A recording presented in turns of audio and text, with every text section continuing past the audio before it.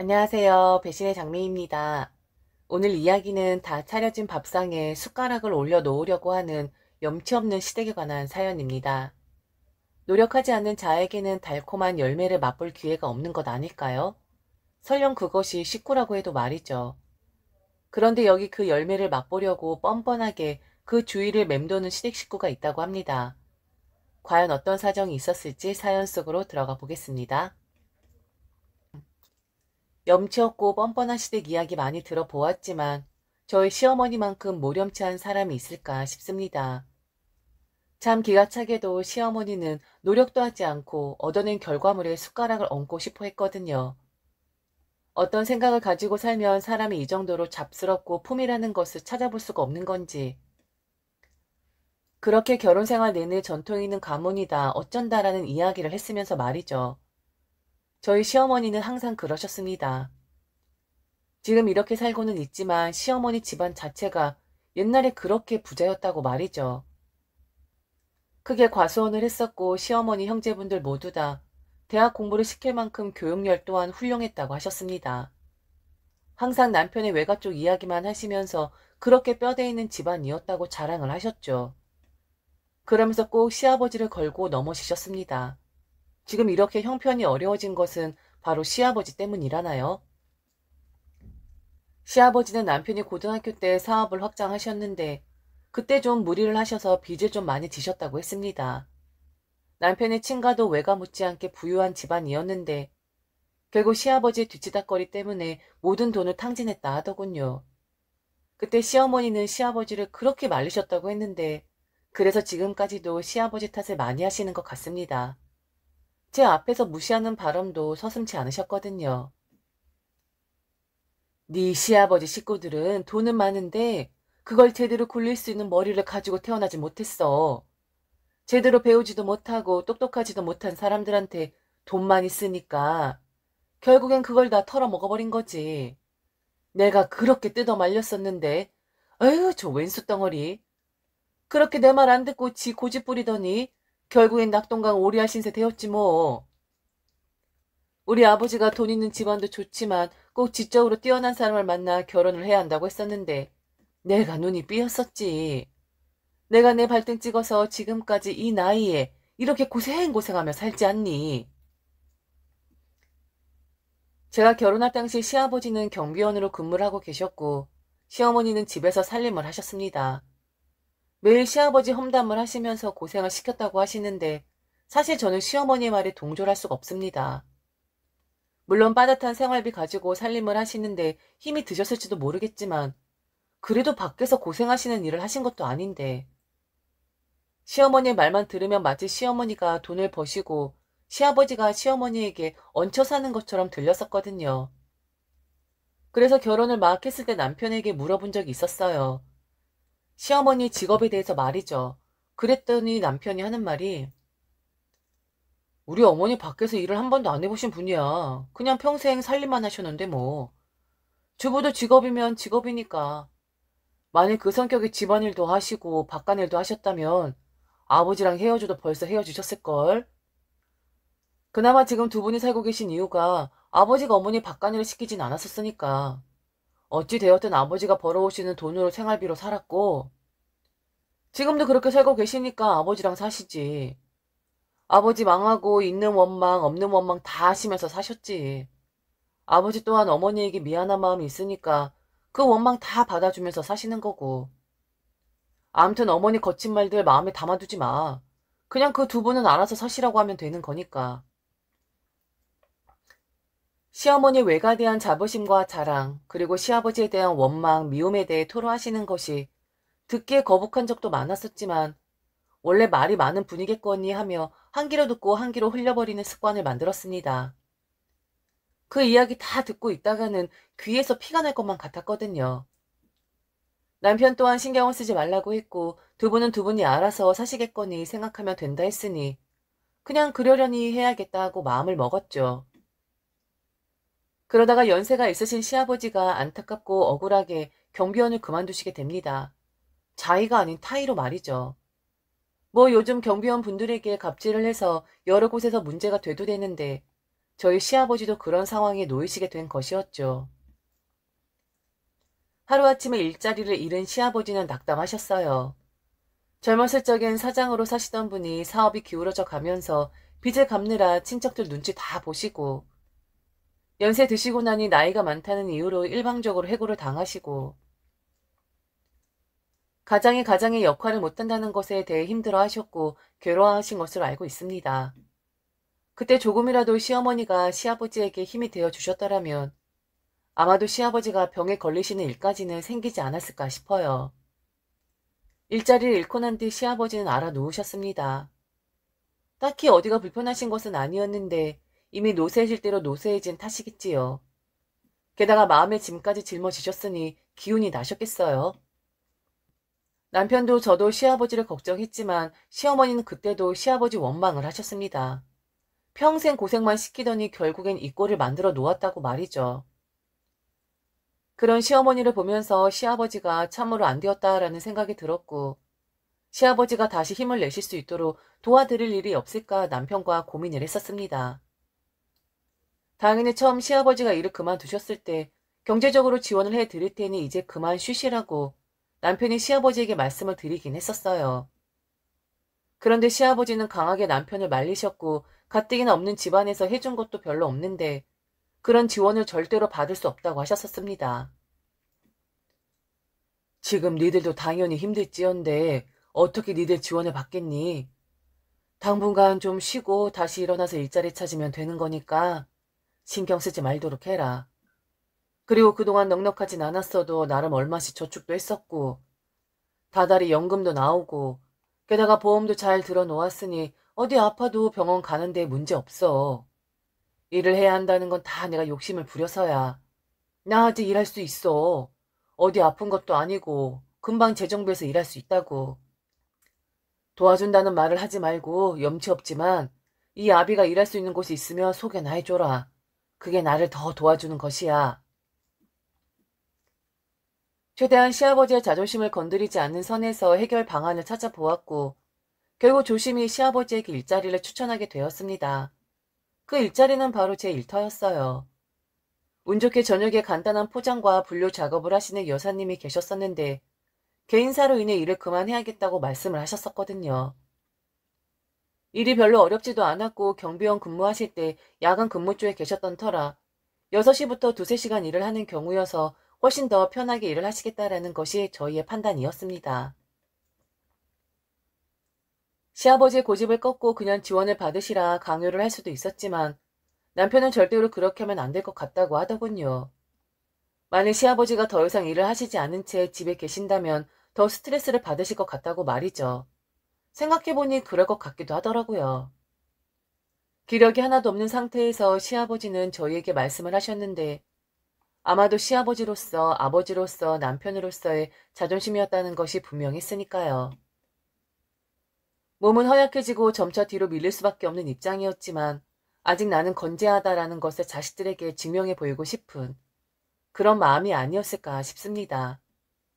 암튼 남편과 상의 끝에 저희들의 의견을 시아버지에게 전달을 했고 시아버지는 본인 연세에 일을 다시 할 수 있다는 안도감에 기운을 차리시는 것 같았습니다.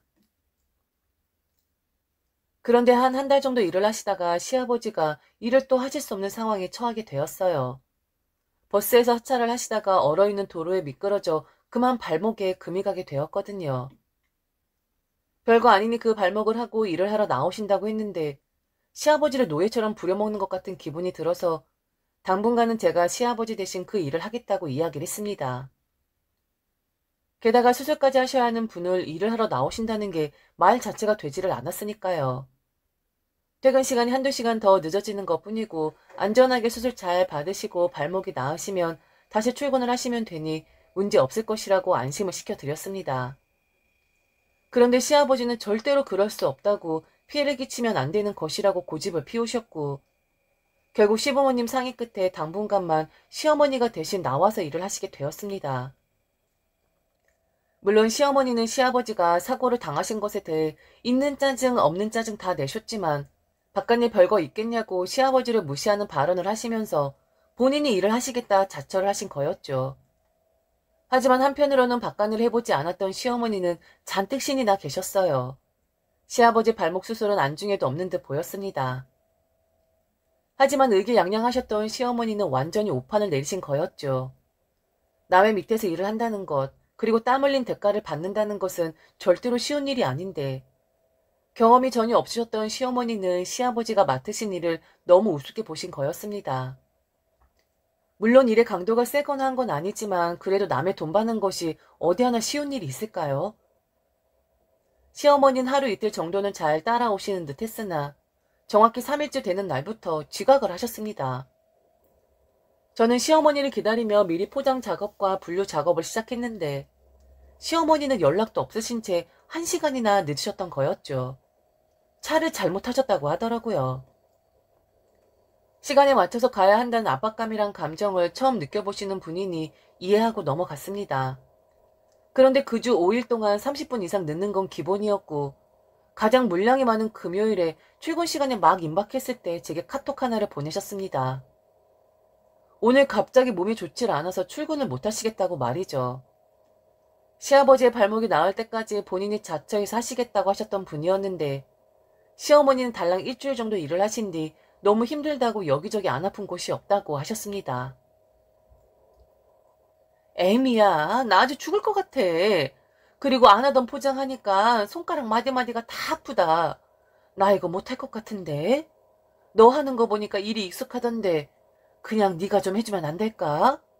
딱 한두 달간만 네가 맡아서 해주면 될 것 같은데 그 정도면 네 아버지 발목도 완전히 낫지 않겠니? 일이 서툰 것도 서툰 거고 매일같이 출근하는 게 보통 일이 아니네. 내가 안 나던 혓바늘까지 났지 뭐니? 네 아버지 퇴원해서 집에 있는데 내가 좀 돌봐줘야 하는 부분도 있고 그리고 말야 내가 힘들어해서 네가 대신한다고 말하지 말고 네가 나 생각해서 그렇게 하기로 했다고 네 아버지랑 애비한테 그리 말하면 안 될까? 큰 소린 뻥뻥 쳤는데 일주일도 제대로 못했다고 다들 나를 얕볼 것 같아서 그래. 하라면 할 수 있는데 나도 늙어 그런지 체력이 예전 같지 않구나. 아휴 이래서 늙으면 죽어야 한다고 하나 봐. 그래도 내 체면이라는 것이 있으니까 네가 꼭 그렇게 이야기를 하고 2달 정도만 네가 고생을 하렴. 알겠지? 어쩔 수 없는 상황이긴 했으니까 그리고 한 번도 박간을 해보지 않은 시어머니가 버거워하시는 것은 당연하다 생각하며 시아버지 발목이 나을 때까지 제가 대신 일을 하겠다고 했습니다. 사실 어려운 일도 아니었고 바쁜 날에만 바빴지 이미 손에 익은 저는 식은 죽 먹기나 다름없었으니까요. 그런데 한 달 뒤 어이없는 일이 일어났습니다. 시아버지는 정직원이 아니라 시간제로 수당을 챙겨 드리는 것으로 일을 하셨었는데 바로 시어머니가 그 수당이 나온 날 바로 제게 전화를 하신 거였죠. 제가 융통성이 없는 사람일 수도 있지만 저는 계산 면에서는 좀 확실한 편이었습니다.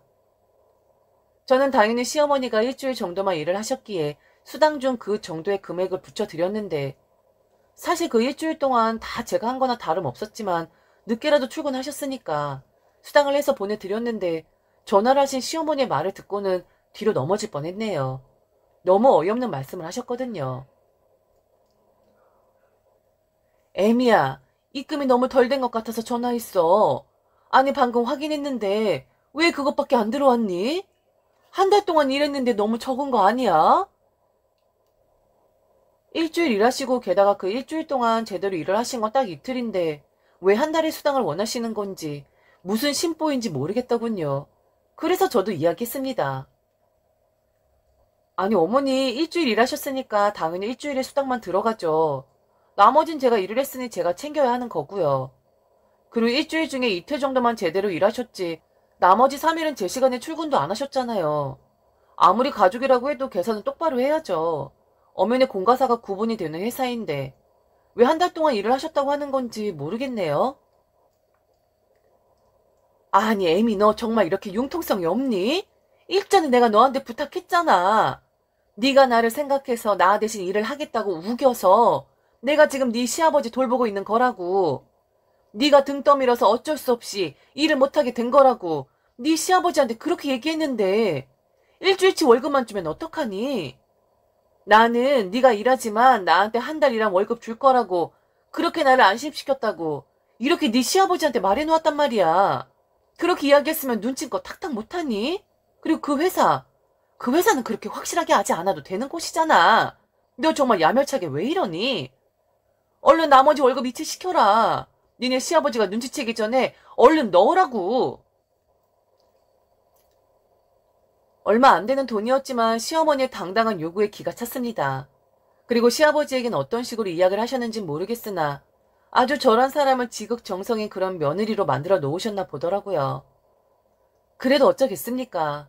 시어머니를 위해서가 아닌 시아버지 마음 편하시라고 나머지 돈을 이체해드렸고 그렇게 한 달간 더 호구 노릇을 했죠. 몸이 피곤한 것보다 마음이 매우 불편하더라고요. 억지스럽고 본인의 편의만 생각하시는 시어머니 모습이 말이죠. 하지만 참아드렸습니다. 그동안 살가운 며느리 노릇 제대로 못한 거 맞고 게다가 저희에게 손 벌릴 생각 평생 안 하시겠다 했으니 그 값을 2달 동안 갚는 거다라고 마음을 먹으니 그나마 좀 편안해지는 것 같더라고요.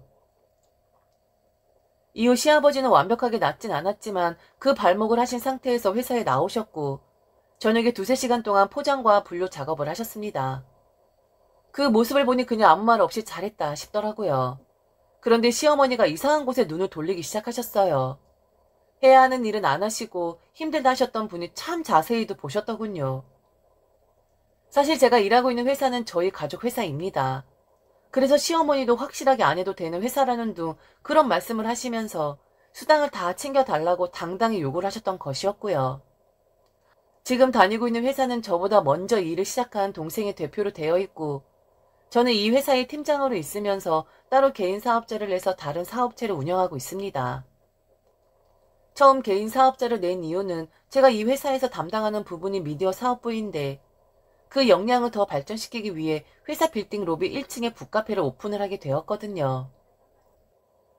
촬영 장소라던가 북콘서트라든가 등등 자주 장소 협찬을 위해서 많은 돈을 지불을 해야 해서 그 부분이 부담이 되어 아예 제가 북카페를 차린 것이었죠.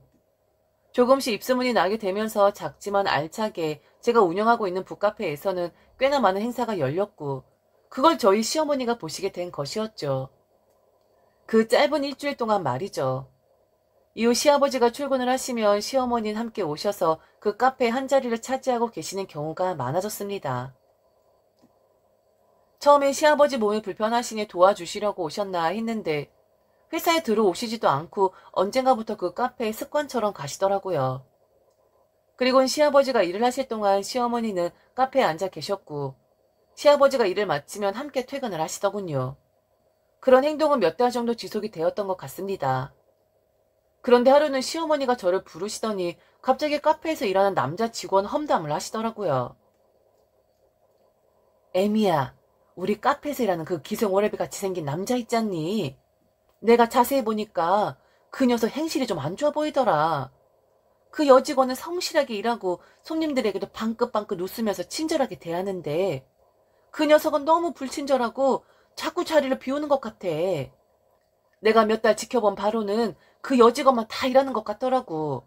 너 몰랐지? 그 기생오라비 같은 놈 아무래도 우리 카페에서 내보내야 할 것 같아. 도움이 전혀 안 되는 것 같더라. 네가 그냥 믿고 직원들한테만 맡기니까 이런 일이 생기는 거야. 만일 내가 지켜보지 않았으면 너 그동안 몰랐을 거 아니니. 안 그래? 갑자기 남자 직원에 대해 신랄하게 비난을 하시는데 왜 저런 말씀을 하실까 의아했습니다. 아무리 그래도 손주뻘이고 사장인 제가 봤을 땐 별 문제 없어 보이는데 시어머니가 너무 나서시는 게 아닌가 싶었어요.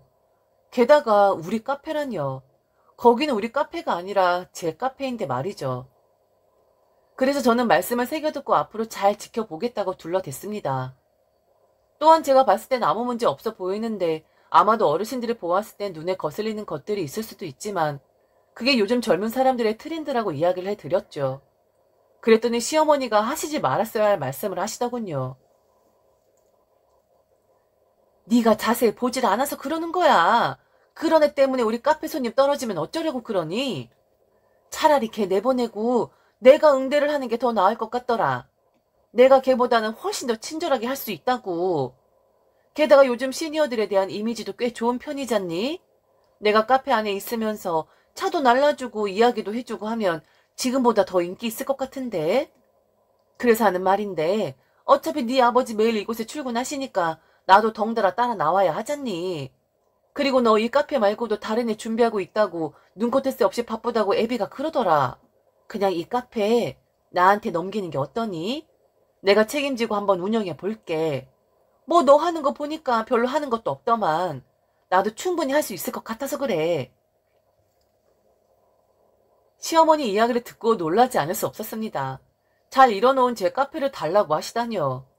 게다가 인수를 원하시는 게 아니라 그냥 거저 달라는 거였습니다. 정말 그냥 땡전 한 푼 주지 않고 앞으로 본인께서 맡아서 잘 운영해 보겠다고 말이죠. 결혼을 하고 집안의 며느리가 되면 며느리 개인의 재산도 시댁 재산이 되는 것인가요? 본인 아들 것도 아니고 엄연히 제 것인데 피 한 방울 섞이지 않은 사람의 재산을 왜 탐내하시는 건지, 그리고 북카페 일이 어디 쉬운 줄로만 아셨나 봅니다.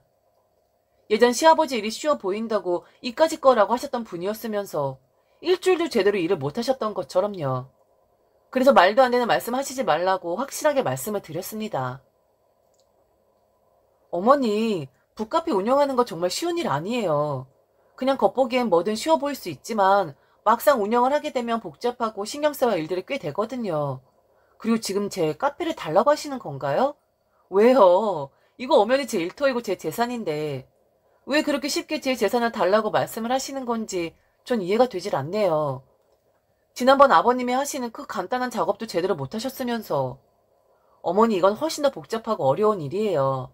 지금 하신 말씀은 안 들은 걸로 할 테니까 다신 그런 말씀 하지 마세요. 그리고 앞으로 카페에 앉아 계시지 말고 차라리 아버님 따라오실 거면 사무실로 들어오세요. 저도 아버님 일을 도와드리고 있는데 어머니도 함께 도와주시면 일도 더 빨리 끝나고 하지 않겠어요? 카페에 앉아서 손짓벌 대는 아이 일 잘하는지 그거 살펴보실 시간에 다리 불편하신데도 일하시는 아버님 살펴보시는 게 더 효율적이지 않을까요? 너무 어이없는 일이잖아요. 왜 제가 운영하는 카페를, 게다가 너무 잘 되고 있는 곳을 아무 대가 없이 달라고 하실 수가 있는 건지, 평소에 어떤 생각을 하시고 사셨으면 저런 이야기를 거리낌 없이 하실 수가 있는 건지, 참 세상 물정 참으로 모르시는 분이구나 라는 생각이 들었습니다. 제가 멀뚱멀뚱 시어머니를 쳐다보니 시어머니도 제게 한마디를 더 덧붙이시더군요. 그 말에 저는 폭소를 하고 말았습니다. 애미, 네가 나를 친정 가족으로 생각을 안 하고 살았었구나. 그러니까 네 거 내 거 따지고 들지. 말 맞다나 너는 좋은 친정에 다 해주는 부모 만나서 잘 크고 게다가 이런 번듯한 가게도 운영하고 있지만 우리 아들은 그러질 못했어. 부모들이 잘못하는 바람에 우리 아들 정말 고생 많이 했었다고. 나나 네 시아버지나 정말 고생 많이 하면서 살았었다. 나 같은 경우에는 부잣집 딸로만 살다가 결혼하고 나서 쫄딱 망하는 바람에 더 적응을 못했었고, 지금 네 시아버지가 네 밑에서 일하는 것만 봐도 딱답 나오지 않니? 넌 아무리 네 시아버지가 괜찮다고 해도 어떻게 그 일을 계속 시킬 수가 있니? 그게 보기가 좋디? 아무리 돈을 받는다고 해도 시아버지 부려먹는 게 마음 편해? 나 같으면 너처럼 그렇게 매정하게는 안 했을 것 같아. 몸 쓰는 일이 아니라 좀 편안하게 일하시라고 먼저 이 카페 이야기했을 것 같아. 평생 일만 하고 자식들 건사하느라 뼈가 빠지게 고생만 한 네 시아버지나 나를 조금이라도 불쌍하게 여겼다면, 아니 조금이라도 친정 부모님 생각하는 것처럼 그리 대했다면 이렇게까지는 안 했을 것 같다. 네 생각엔 내가 뻔뻔하고 어이없다고 생각할 수 있겠지만 난 네가 너무 냉정하고 차가운 사람 같다. 어떻게 가족이고 시부모님인데 이렇게 홀대할 수가 있니? 우리를 부모라고 생각을 했으면 우리 인생에 가엾지 않디? 그렇게 부려먹고 꼭 계산적으로 나와야겠어? 세상 어느 부모님이 고생 하나 안 하고 자식들을 키우셨을까요? 세상 어느 자식들이 본인들 부모님 불쌍하다, 가엾다 하지 않을까요? 시아버지 사업 망하셔서 남편과 시부모님이 힘들게 사신 게 제 탓입니까?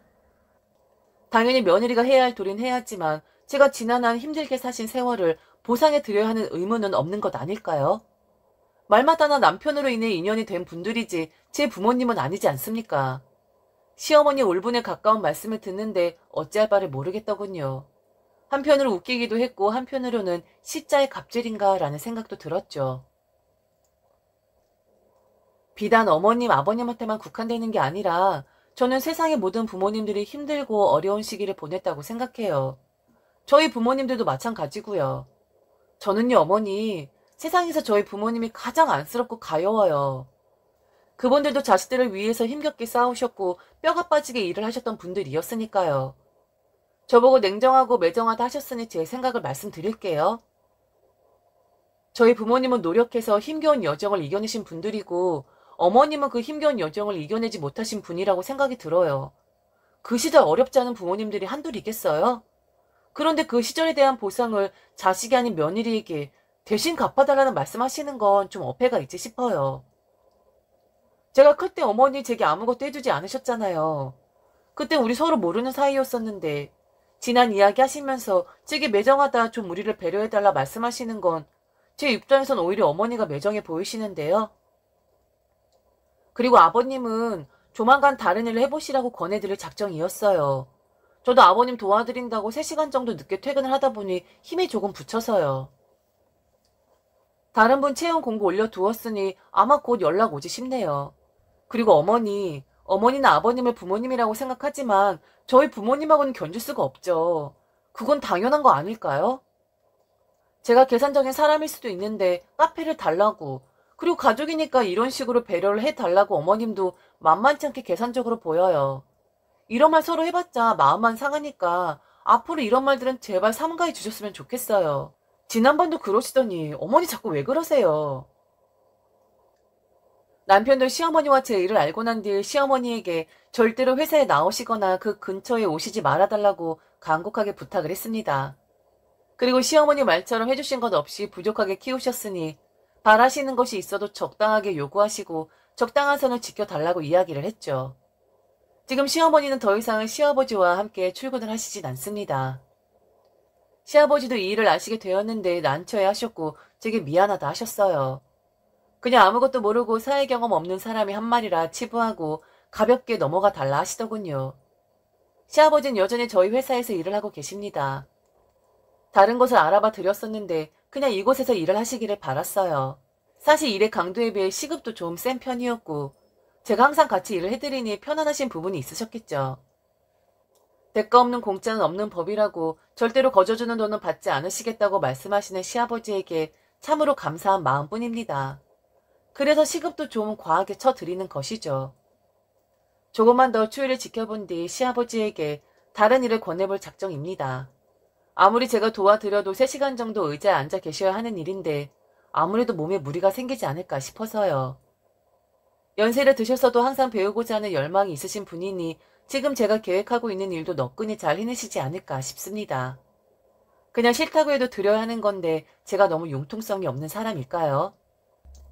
남편도 시아버지도 절대로 공짜는 안 된다고 손살에 치는데도 제가 억지로 돈을 쑤셔 드려야 하는 것일까요? 어렸을 때부터 저는 노동이란 것은 신성한 것이라고 배웠습니다. 그리고 신성한 노동의 대가를 정당하게 받았을 때 비로소 땀을 흘린 것에 대한 최고의 보상을 받는 것이라고 그렇게 배웠었죠. 불현듯 제가 첫 사회인이 되었을 때 친정 부모님이 해주신 말씀이 생각납니다. 너의 값진 노동을 팔되 너의 자존심을 팔지 말아라. 제 짧은 소견으로는 시아버지는 지금 값진 노동을 제게 제공을 하시는 것이지 공짜 돈을 원하시지 않는다 말씀하시는 것은 자존심을 지키기 위해서가 아닐까라는 생각이 듭니다. 지금까지 들어주셔서 진심으로 감사합니다. 이상 배신의 장미였습니다.